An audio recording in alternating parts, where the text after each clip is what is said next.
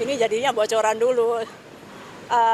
Sebetulnya ini masih nanti ya kita inginnya kita pelajari dulu betul-betul, tapi pada prinsipnya gini, sambil menjembatani aturan yang lebih ajak, pemerintah akan mengeluarkan aturan pemerintah terlebih dahulu gitu, sambil kemudian kajian yang terkait dengan perlindungan anak lebih kuatnya lagi yang memang tidak bisa di ranah kementerian karena harus melibatkan DPR, itu juga kita akan siapkan. Jadi sambil menjembatani, sekali lagi kita keluarkan aturannya sambil bicara dengan DPR mengenai apa yang aturan undang-undang seperti apa yang kita bisa keluarkan untuk melindungi anak-anak kita.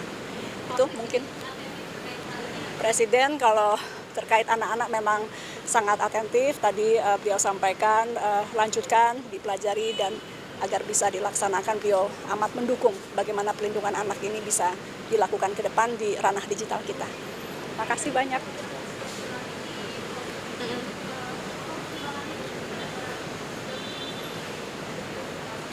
Tadi saya udah cerita ya, jadi gini, dalam satu kementerian perlu banyak perspektif. Tadi kita lihat ada yang, jadi kita menggunakan mixed method, ada yang sebelumnya sudah di posisi itu kita kuatkan, ada yang sudah di Kemkomdigi tapi kita rotasi, ada yang dari luar, dari swasta, para profesional, kita undang juga untuk masuk, dan juga perlu ada pekerja seni. Jadi Mbak Ralin juga mewakili pekerja seni, Mbak Ralin juga mewakili keterwakilan perempuan, dan Mbak Ralin punya koneksi yang cukup baik dengan komunitas internasional dan juga perhatian cukup luas kepada anak-anak. Karena itu kami berikan tugas tadi untuk kemitraan global, internasional, dan juga untuk edukasi mengenai digital.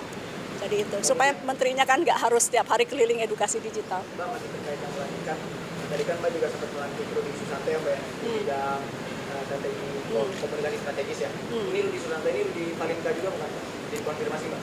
Saya nggak tahu ya, Rudi Sutanto ya yang saya kenal Rudi Sutanto gitu. Jadi saya tidak mau berspekulasi mengenai siapa Rudi Sutanto. Yang CV yang kami terima, beliau memang juga adalah strategi komunikasi dan jadi juga mewarnai di kementerian ini, karena secara kementerian ini kan juga nggak cuma digital tapi juga bidang komunikasi.